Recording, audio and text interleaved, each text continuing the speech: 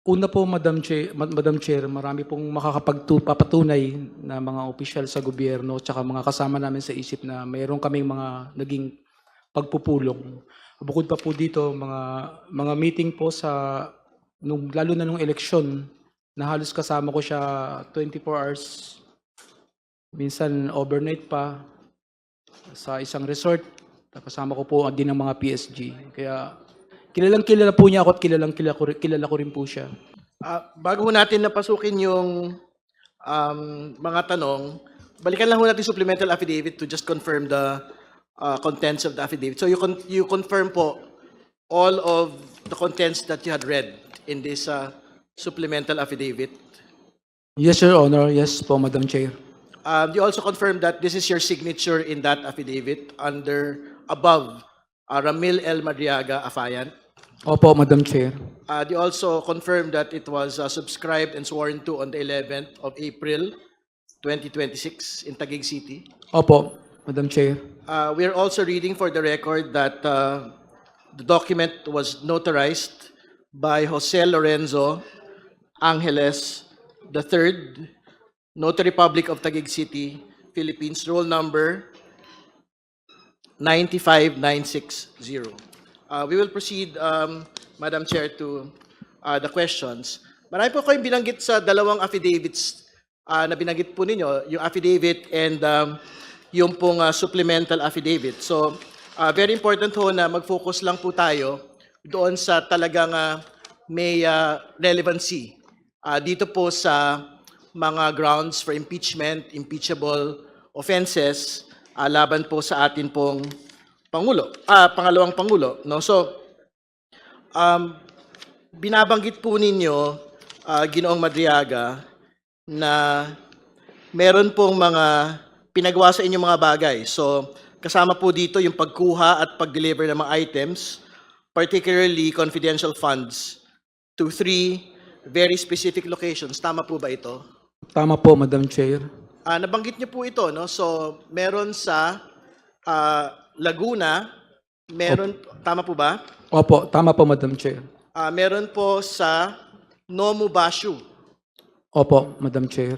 At saan po yung panghuling lugar? Sa Agham po, Office of the Ombudsman. Office of the Ombudsman. Siguro, we have to state for the record clearly, sino po yung nag-utos sa inyo na kunin ang pera na ito at i-deliver po ang mga pera na ito sa tatlong mga lokasyon po na ito? Vice President Sara Duterte.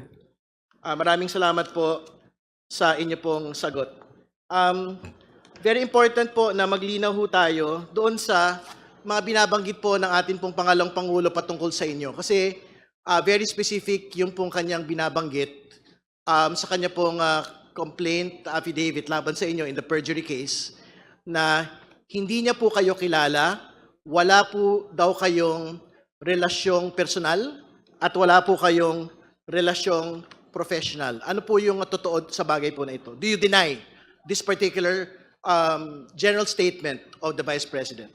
Hindi po totoo yun, Madam Chair. Ano po yung pinakabatayan po ninyo para masabi na hindi po totoo ang sinasabi ng pangalawang Pangulo? Una, na hindi niya kayo kilala. Pangalawa, na wala po kayong professional or personal relationship. Una po, Madam Chair, marami pong makakapagpapatunay na mga opisyal sa gobyerno tsaka mga kasama namin sa isip na mayroon kaming mga naging pagpupulong.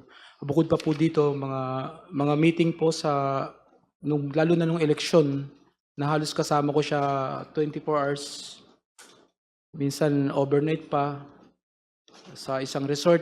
Kasama ko po din ang mga PSG. Kaya kilalang-kilala po niya ako at kilala ko rin po siya. Honorable Ridon, if I may interrupt. Yes, Madam Chair. Kanina po, Mr. Madriaga, you made mention of a lot of pictures attached to your supplemental affidavit. Meron ho ba itong kaugnayan dun sa pinupunto nyo na kayo'y personal na kilala ng Vice Presidente? Opo, Madam Chair. Perhaps, Honorable Ridon, we can flash these pictures Yes. attached to the affidavit of Mr. Madriaga? Yes, Madam Chair, can we direct the Secretariat please to project the supposed annexes? The committee secretariat is directed to flash the pictures attached to the affidavit of Mr. Ramil Madriaga. So that we can provide context to Mr. Mariaga's statement disputing the position of the Vice President that she does not know Ramil Madriaga and that she does not have a professional or personal relationship with Mr. Madriaga. What is being flashed, Madam Chair, is Annex B of the supplemental affidavit. Ano po ito, Ginoong Madriaga? Ito po ay parang video conference, no? Baka magandang magbigay po kayo ng paglilinaw dito sa litrato po na ito. Yung buong election campaign po, madalas po kami nag-video conference, nag-update kami. At sa ganitong pagkakataon po, may ilang abogado po rito na mga lawyers ng ISIP. Ako, si Attorney Ryan Kilala, at si BP Sara lang po ang nagsasalita. Yung mga members po ng ibang region, hindi naman po sila nagsasalita. Nakikinig lang sila, nanonood lang sila, pero kami lang po, 4 o 5 lang ang nag-uusap tungkol dun sa activity sa campaign. Well, marami pong, Mr. Madriaga, marami pong mga tao, no? Can we zoom into the names of those in the annexes, just so we can see? We ask the resource person to approach our big screen here so he can point to the personalities in the picture and state the names of these people in the picture for the guidance of the justice members. Please approach the big screen. Kindly provide a microphone to Ramil Madriaga, Comsec.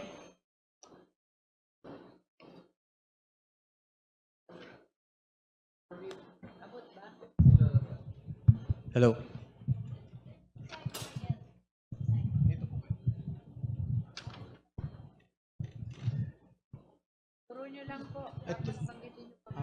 Ito po nakalimutan ko na po yung pangalan, pero taga rito lang po siya sa Cubao. May-ari ng isang security agency, yung commander. Pero nakalimutan ko na po yung pangalan niya. Isa po siya sa officers ng Quezon City ISIP. Pakituro niyo po. Ito po.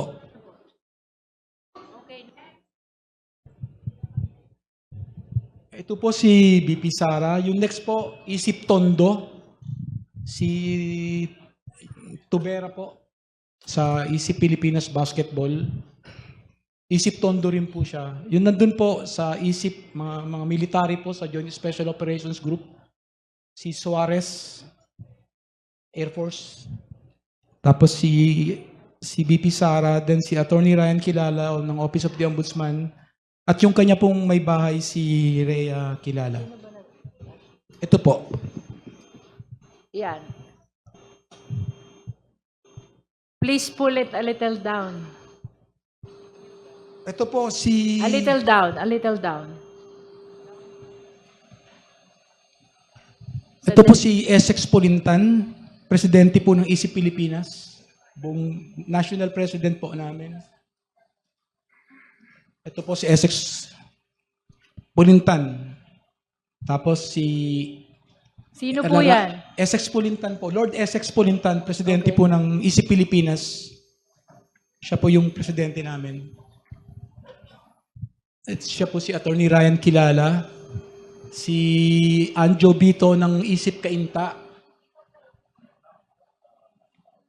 Ito po, hindi ko po kilala kung... Hindi ko po mamukaan kasi marami po sila.